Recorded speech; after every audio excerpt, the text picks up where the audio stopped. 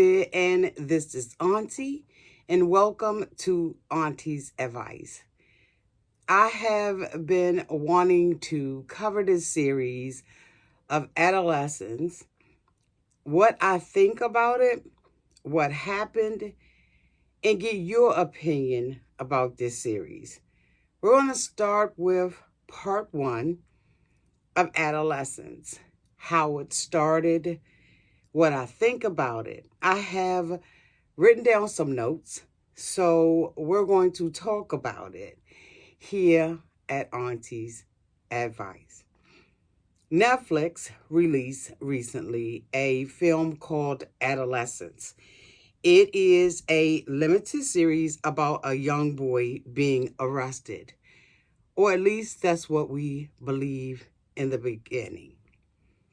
In Adolescence, when they filmed it as a one catch-all. What I mean by that is that the scenes were filmed live. It was one take.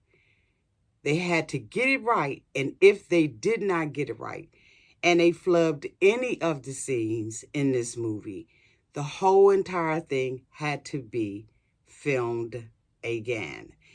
And so it gives us a live view as the audience into what is happening. It makes it very thrilling while also making it very, very dark. In this series, I am going to guess where I believe the knife is, talk about inconsistencies that some of the viewers have. Well, not inconsistencies, but different opinions that the viewers have as it relates to this story.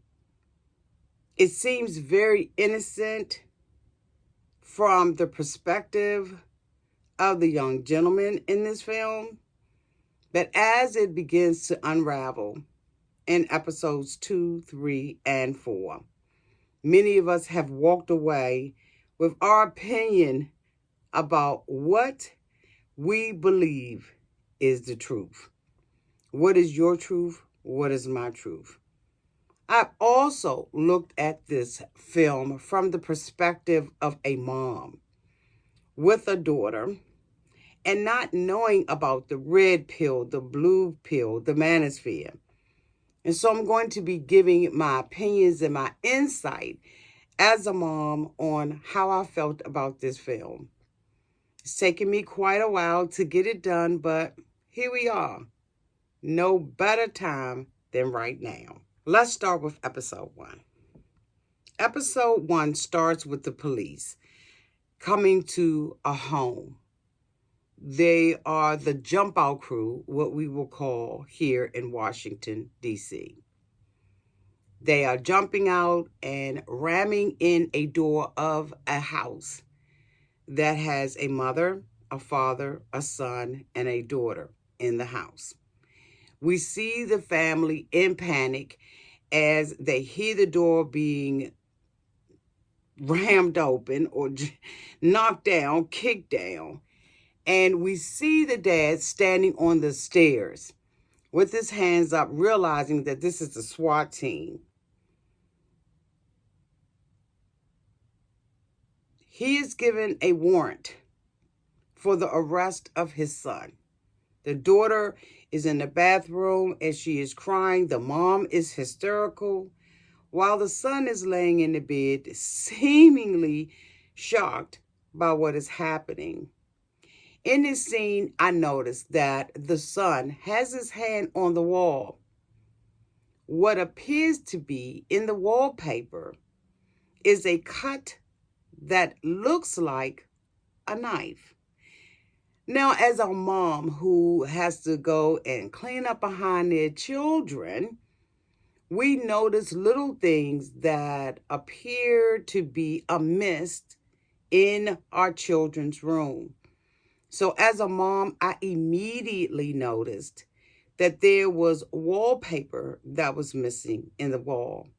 And we'll talk about why I noticed that and what I believe that means by the end of the series. We have Detective Baskin. who is receiving a message from his son. His son attends school like our kids do, but he is asking repeatedly to stay home from school. Detective Baskin kind of brushes this off at the time. He kind of makes a funny of it with his partner. He laughs about it with her, and he plays the message back to her. Later on in this episode, I am going to discuss how this ties into this particular storyline. So again, we see the convoy of police kicking in Jamie's door, and they're raiding the house. As I said, they served the dad upstairs, and this is where they find a 13-year-old Jamie. Jamie, when confronted with the officers holding on to the wall, is so in shock that he uses the restroom on himself. Detective Baskin says, "Jamie, would you like to change your pants?" because he soiled it. Now we hear Jamie constantly saying, "I did nothing wrong. I didn't do anything." And that rang very significant to me because it will pull on, if it were me, my heartstrings. That here I am with my son in the house, 13 years old, and he's saying he didn't do anything. I will discuss why that kind of took me by surprise when I saw it, and my mixed emotions about it later on. They had a large amount of police officers who were actually serving this warrant and arresting Jamie. And I think that that was for the shock and the awe, the terror. They really wanted to involve us as the viewers in this scene, to pull at our heartstrings, our sense of family, protecting the family. They wanted us to have compassion as moms for Jamie, and even as dads, maybe as uncles or aunts. But I think that they did this and went overboard with it, frankly, because they wanted to invoke that sense of protection and that sense of fear that we all would feel if we were laying in the house asleep at night and this convoy came into our house. Jamie is arrested, and we see him going through the booking process. But prior to that, Jamie's mom has a conversation with the dad. Everything is awry. You know, they have all of this police presence. They don't fully know what's going on. And his mom has a conversation with the father. And and tells him, don't forget that Jamie is afraid of needles. I think this is also playing to our consciousness that he is a little boy who still has little boy fears. But as we know, it doesn't appear that Jamie is as innocent as the family is led to believe.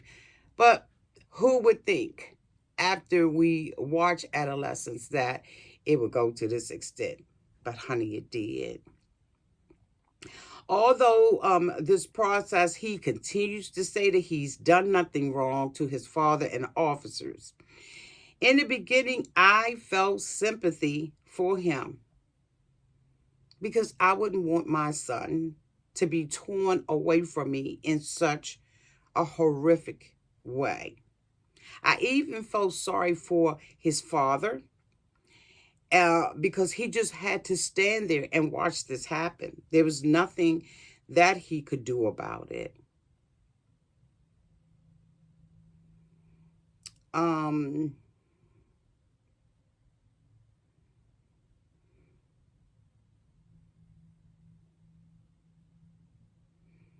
When they got in the car, Detective Baskin advised Jamie about his legal rights. He told him that he needed to get a solicitor, a lawyer here in the States, and that really not to say anything until he had an opportunity to talk with a solicitor. Jamie was crying and looking out the window. They also had another gentleman there who was a counselor for children, a guardian, if you will. And they asked Jamie a very poignant question. Who would you like to go with you? He did not say my mom. He did not say my sister. He said he wanted his dad. And he is afraid enough to want his father and not his mother. And usually children, especially boys, want their mom. So I thought that this was, again, something that I needed to keep in the back of my mind so that I could make a full analysis later on. What did you all think about that? The solicitor advised Jamie to say no comment. No comment. So they were getting frustrated with him as they were interrogating him and asking him about what happened. They were toying with him in the beginning, and then they started playing hardball. The more that they began to ask questions and the comments that were coming back from him being emotional, they needed to move forward with what happened and why did you do this? So they started off the question saying that there was an incident. Where were you? You know, X, Y, and Z. He kept saying he did not do anything. And I just thought to myself, if I didn't do anything, then I would not be making a statement, but asking a question. Why am I here? That was one of the things that made me think very early on. And of course, I'm looking at this as a mom, as a parent. I would be asking myself in my heart, maybe not out loud, why isn't my son saying, why am I here? What happened? As opposed to, I did not do anything wrong. Y'all, let me tell you, it is the instincts of a mom that gets it every time. Jamie, we don't want to know whether or not you did anything. We want to make sure, Jamie, that you don't know why you're here. And it appeared to me at the very beginning that Jamie understood that he had done something, but he wasn't at fault for it. He wasn't to blame, and he didn't do anything wrong, i.e. indicating very early on for me as a mom, I was justified in what I did. They presented Jamie with a piece of paper from a teacher indicating some negative things about him, saying that he has a problem with his behavior. They presented him with an Instagram post where he was reposting pictures of models and comments that he makes underneath, be it underneath someone else's platform, being very aggressive. They laid out that they found his trainers, which is his tennis shoes, the night before. They also presented him with a picture of a 13-year-old girl. They say she posts comments on your Instagram. Do you know her? So you must be friends, right? Even after they've asked him all these questions, and of course we know what his answers have been, the detectives now get straight to the chase.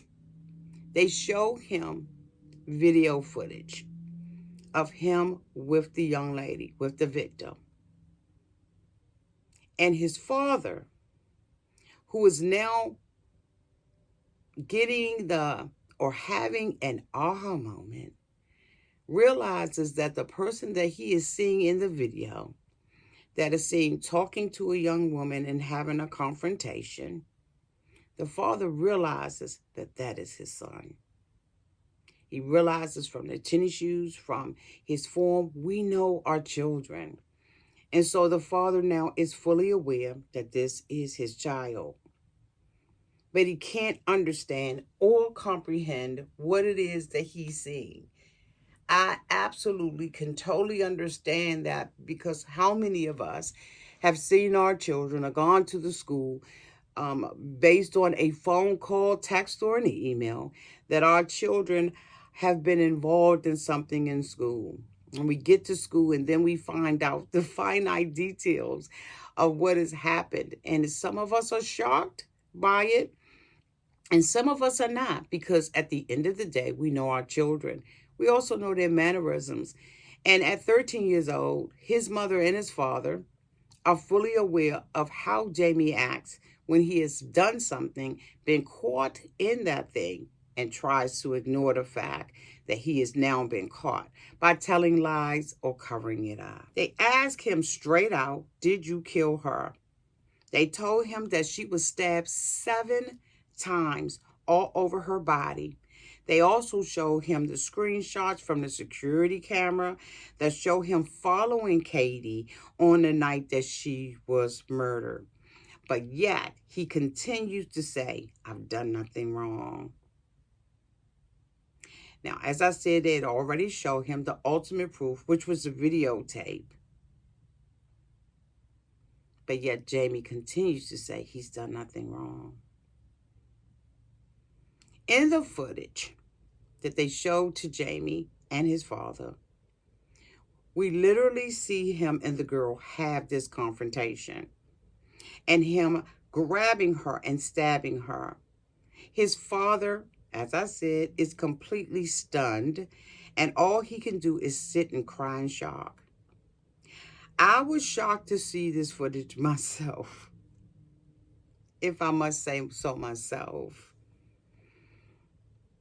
I think that my compassion was more towards the father than it was towards Jamie.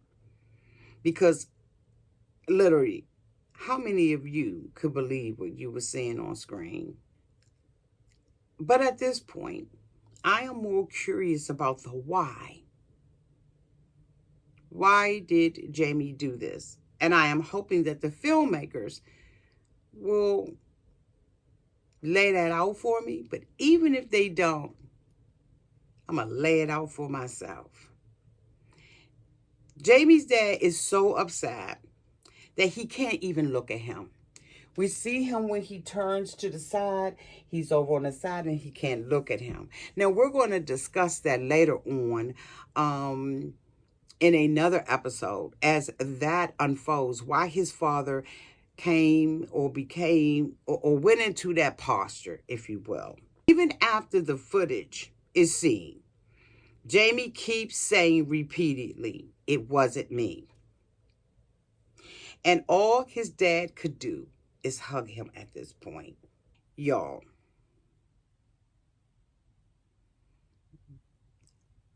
flabbergasted. But you haven't heard anything until we get into part 2, 3, and 4 of Adolescence. So stick around with me for this. This is the first time I've come out my box and done something like this. And I'm hoping that you all like, comment, and subscribe. Please let me know in the comment section what you think about the first part of Adolescence. And yes, I'm behind, but this mom has to be a mom. Thank you so much for being here. Bye-bye.